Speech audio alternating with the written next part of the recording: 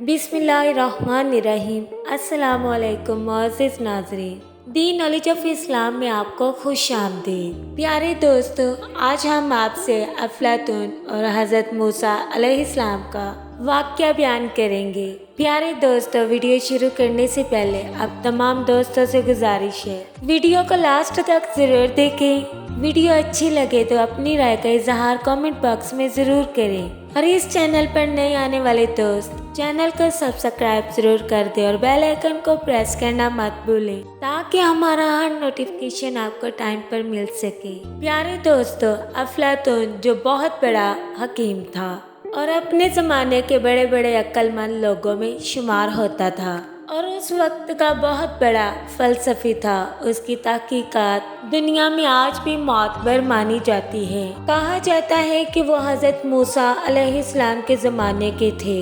अफलातून जंगल में एक मामूली झोंपड़े में रहता था। अफलातून लोगों से मेल मिलाप नहीं रखता था। अगर किसी को उससे मिलना होता तो पहले से इजाज़त लेनी पड़ती थी। वो अल्लाह को तो मानता था मगर रसूलों को नहीं मानता था। एक मर्तबा अफलातून की हज़रत मूसा अलैहिस्सलाम से मुलाकात हुई।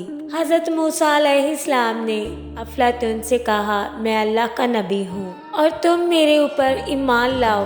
तो अफलातून ने कहा कि मेरा एक सवाल है। सवाल ये है कि फ़र्ज़ कीजिए कि अल्लाह ताला तीर फेंक रहा है और बंदों की जानिब फेंक रहा है और बंदे ही उसका निशाना है और अल्लाह के तीर ये मुसीबतें और परेशानियाँ, बीमारियाँ और हादसात हैं। अगर बंदे अल्लाह ताला के इन तीरों से बचना चाहें तो वो क्या तरीका इस्तेमाल करें। हज़रत मूसा अलैहिस्सलाम ने अफलातून के सवाल का जवाब देते हुए फरमाया कि तीर फेंकने वाले के बगल में बैठ जाओ, इसलिए कि तीर फेंकने वाला तो सामने तीर फेंकेगा, अपनी बगल में नहीं फेंकेगा। हज़रत मूसा अलैहिस्सलाम का मतलब ये था कि अल्लाह के करीब हो जाओ। जो अल्लाह के करीब हो जाएगा उसे तीर कैसे लगेगा और जो अल्लाह से दूर रहेगा उसे तीर लगेगा, यानी वो अल्लाह की रहमत से महरूम रहेगा।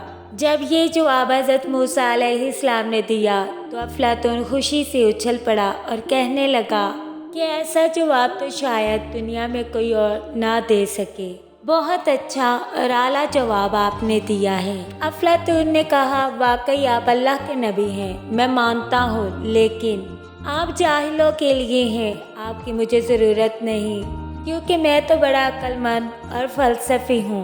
प्यारे दोस्तों, उम्मीद करते हैं आपको हमारी वीडियो अच्छी लगी। कमेंट बॉक्स में अपनी राय का इजहार ज़रूर कीजिएगा।